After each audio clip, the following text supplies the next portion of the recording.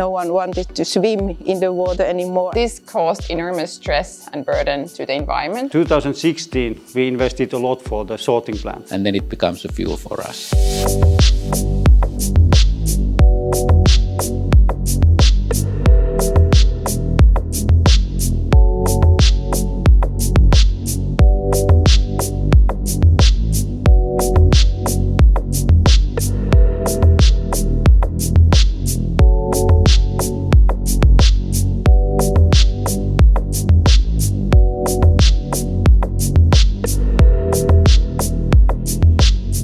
Lahti has a history as a very traditional industrial city. So after the World Wars, the city urbanized really fast. There was a rapid industrialization. All the waste waters and the domestic municipal waste, that was all dumped into the lake. Actually, there were swimming beaches which had to be closed because the water was too dirty. The first step was that the city stopped dumping the waste there, and all the wastewater started to go through a wastewater treatment plant. And of course it was maybe expected that now the lake will recover, but still those blue-green algae bloom, and it was all the time green water, even in the 80s. Then they started to wonder what has happened in the lake.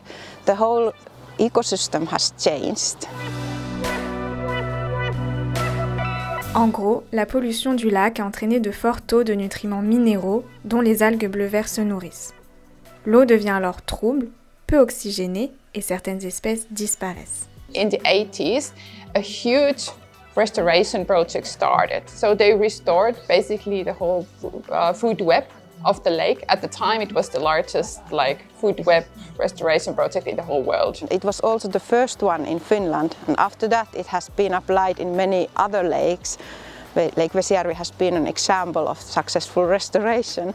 1,000 tons of fish were removed from this lake. The main target species were roach and bream and smelt. Des tonnes de gardons sont retirées du lac. Cette espèce de poisson est très gourmande en plancton. Or, le plancton aide à réguler les algues bleu-vert. En ne laissant que 20% de la population de gardons, on a pu augmenter la quantité de plancton et faire diminuer les bactéries nocives. And then they introduced fish species that are better for the lake. And this took place over a decade, and we still continue doing that. During the summer, this park is full of people getting sun and having picnic and swimming, and children too. The water is clearer, we have less blue algae bloomings in the summer. It's also so much more attractive. The lake area is now part of the cities. It's almost like an extension for the city center, like a living room for all the residents here.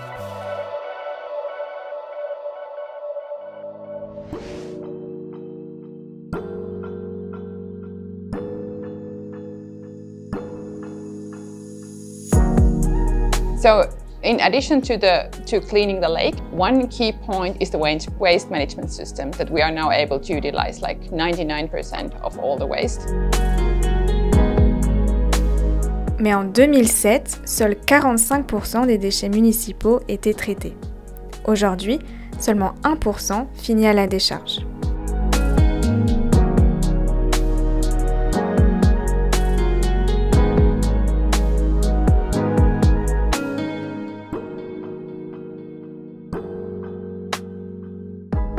Généralement, il y a 7 poubelles. Les déchets organiques, le papier, le carton, le verre, le métal, mais aussi une poubelle pour les déchets combustibles et une dernière avec le reste.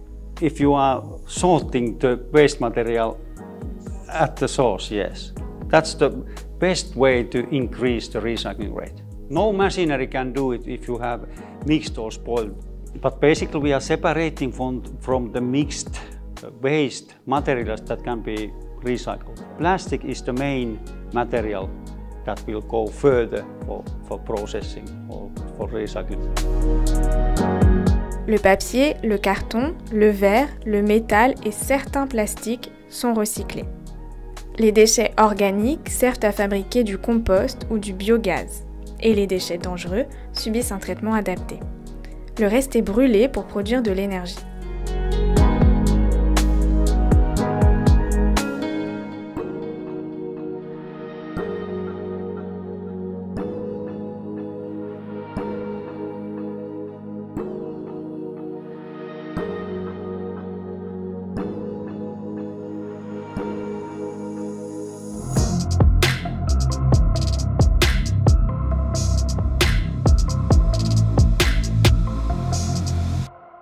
We stopped using charcoal for district heating 2 years ago, and this one step has reduced our carbon emissions by more than half. 2012 started the new waste-to-energy gasification power plant. It's still one of the kind in the whole world, so that we are gasifying wastes first and then burn the cleaned gases, so we can utilize waste with very high energy efficiency.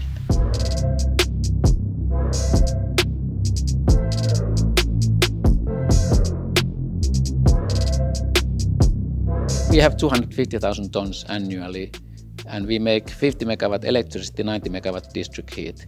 So traditional waste-to-energy plant would make about 20 megawatt electricity and about 50 megawatt district heat. So we are so much more efficient.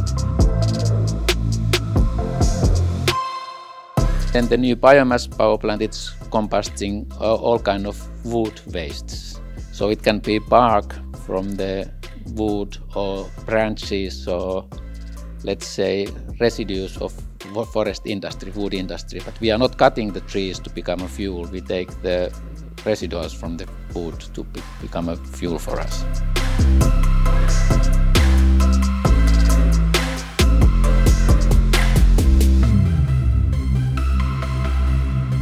Until 2019, the emissions of the energy-based emissions from Lahti were relatively large compared to other countries, because this was mainly from the district heating. But since 2019, when we've stopped using charcoal, we've been able to reduce those emissions quite heavily. And at the moment, it seems that we will be the first large city in Finland to reach carbon neutrality by 2025. So the other cities are aiming to be carbon neutral by 2030. So we aim to be 5 years ahead.